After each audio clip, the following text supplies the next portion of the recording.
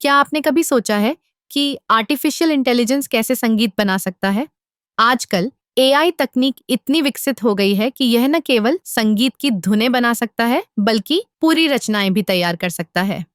यह एक दिलचस्प विषय है, क्योंकि संगीत हमेशा मानवता का एक अभिन्न हिस्सा रहा है। एआई संगीत बनाने के लिए कई तरीकों का उपयोग करता है। सबसे पहले, यह विशाल डेटा सेट्स का विश्लेषण करता है, जिसमें विभिन्न संगीत शैलियों, रागों और लय का समावेश होता है।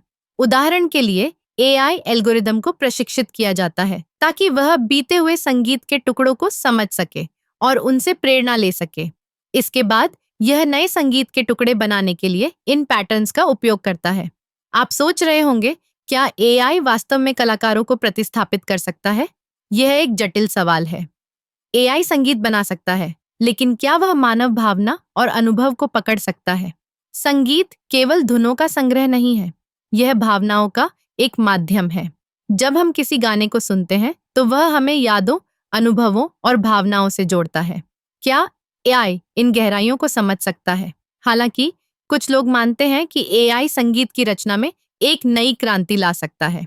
उदाहरण के लिए, एआई का उपयोग करके संगीतकार अपने काम को और भी बेहतर बना सकते हैं।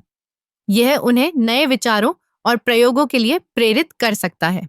कई संगीतकार अब एआई का उपयोग कर रहे हैं ताकि वे अपने संगीत में नई धुनें और लय जोड़ सकें।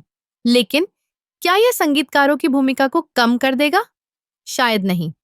एआई केवल एक उपकरण है, जैसे कि गिटार या पियानो।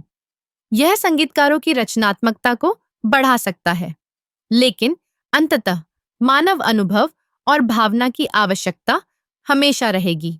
इसलिए एआई संगीत को बनाने में मदद कर सकता है, लेकिन यह कलाकारों को पूरी तरह से प्रतिस्थापित नहीं कर सकता। संगीत की आत्मा हमेशा मानवता में ही बसी रहेगी।